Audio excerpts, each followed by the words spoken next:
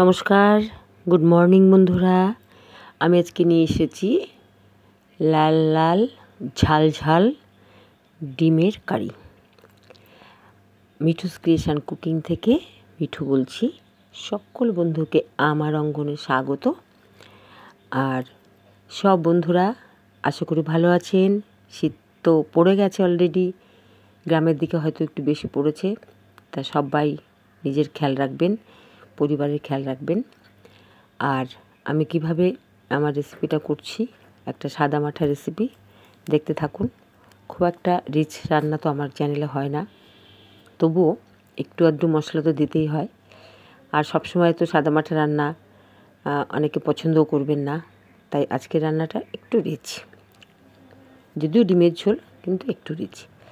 আর এই রান্না দেখতে দেখতে প্রতিদিনকার মতন দেখে নিন, শুনে নিন আমার কণ্ঠে আমার লেখা কবিতা, আমার কলম আমার কণ্ঠে।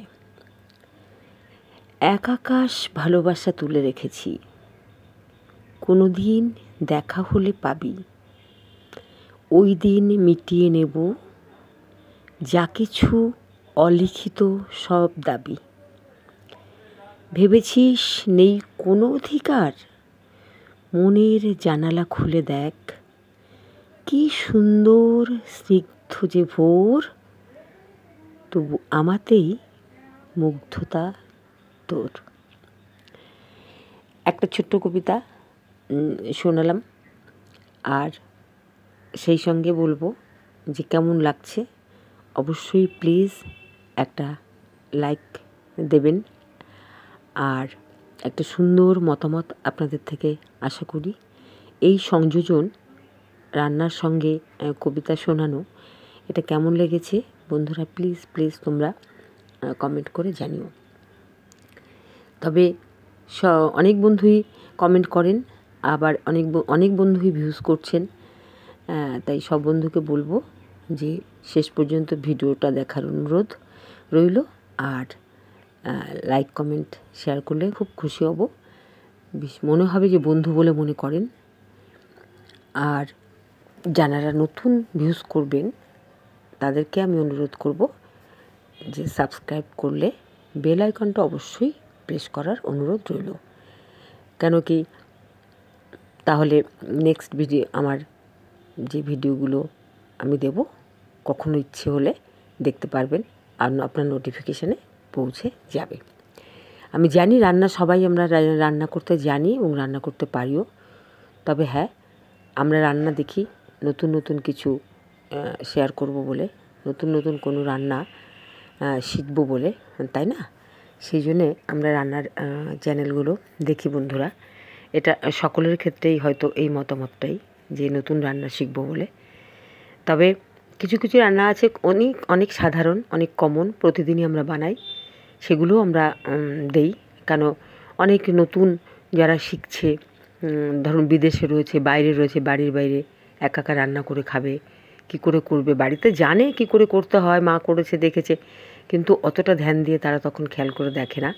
সেই জন্যে অনেক সময় তাদের দরকার পড়ে যে দেখি তো একটু ইউটিউবে কীভাবে এই রান্নাটা করেছে, একটু দেখে নেই। এরকম নতুন যারা শিখছে বা করবে তাদের জন্য অবশ্যই ইউটিউবটা খুবই খুবই উপকারী। যে কোনো কিছু চ্যানেলের যে কোনো কারো রান্না তাদের জন্য খুব দরকারি।